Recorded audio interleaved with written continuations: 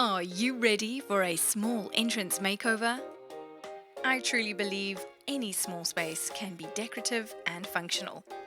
So let's see how we can transform this small space into something beautiful. So this is the before, and here is the after. Adding beautiful color blocks to the wall, rectangular shapes, square shapes, layering them. They really complement the frameless mirror, and I modified this shelf.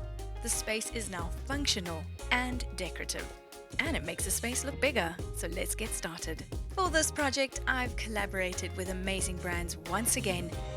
For the paint part, I've collaborated with Plascon Paint from my local paint expert store, and all my paint accessories are from Hamilton's. The best place to start is making sure you measure the space. I'm measuring the wall to make sure I get the right size shelf, the right size mirror. I'm just lightly tracing where I want the shelf to sit, where I want the frameless mirror to sit, and this will help me determine where I want to place my painted blocks. So I'm going to work on the shelf first.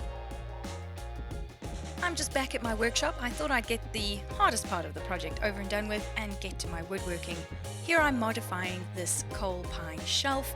I'm just building a little drawer so you can keep keys in there, and I'm making a hanging rack as well, and just modifying and DIYing that to the shelf and finishing off with a seal.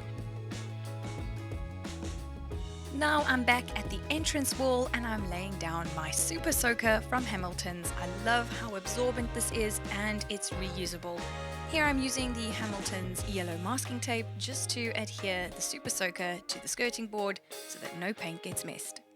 And I decided to use the rest of the yellow masking tape to mask out where my mirror and shelf's going to be, just so I can always visually see it.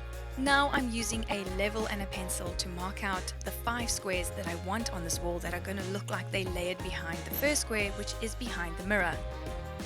Once I'm happy with the shapes and placement, I'm going to use the Hamilton's blue tape. It's a great quality tape. It's going to stick well on this very smooth wall, and I'm just going to press it down firmly with my hand to make sure that I get crisp lines.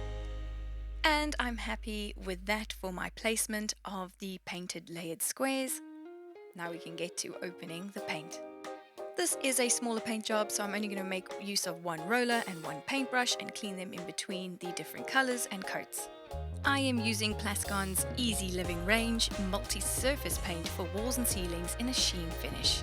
I'm also going to make use of the Hamilton's Polypile roller. That's 100mm. The small little roller is perfect for smooth surfaces. Let's talk about the paint colors that I chose. I chose 2 dark muted colors that I'm going to mix with the off-white to make 2 lighter colors to fill in all the blocks. I'm using the colors Dried Leaf, London Haze, and Foxborough. A good tip when working with a roller, wipe it down to remove any lint or fluff before use. Here is another great tip if you don't want messy paint on the cans when decanting. I've wanted to try this and it works. I'm using the blue tape and I'm taping it into a V shape on the edges of the can, so it kind of makes like a funnel when pouring it into your tray set. Look how neat that decant is, and there's no paint on the paint can. Now I'm just saturating my roller in the paint tray, ready to paint my first dark color in Foxborough. Now I'm just applying that paint to the square that I chose, and it's going on lovely and smoothly. And as I said, I'm just making use of these rollers mixed with a paintbrush, and I'm applying 2 coats, allowing for drying time between coats. It's looking good so far, and now it's time to mix the colors for the lighter shades of the 2 dark colors already applied to the wall. So what I've done is I've just used a plastic cup. I've mixed in 2:1 ratio, that's 2 parts for the dried leaf color mixed in with 1 part Foxborough, and the same for the dried leaf and the London Haze color. And now I have 2 colors that are lighter shades than the other 2 applied to the wall. All my paint colors and shades are now on the wall, and I'm going to allow that to dry. And as that's drying, I'm just using a box cutter or a utility knife to tidy up some of the tape on the wall. The paint is almost 90% dry, so it's time to remove that blue tape. And I'm left with awesome blocks, but I want to just join them up with the main white one because I want to make it look like they are all coming from underneath the white main block. So I'm just using masking tape and filled in the rest with paint. Without revealing too much, I'm adhering the shelf, using brackets and wall plugs and my trusty drill. And now we can just add the finishing touches.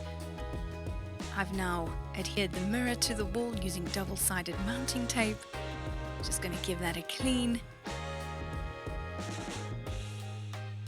And we can add all the other decorative elements that will go with the space. Here is a reminder of the before for this small entranceway. And here is the after. It's incredible how some paint color and paint tricks can really transform this little wall into looking a lot bigger than what it is. And adding the shelf just adds functionality along with the mirror reflecting light. It looks like a proper entranceway, even if it's a mini one. So follow me for more DIY and decor ideas. Until next time, keep smiling and DIYing.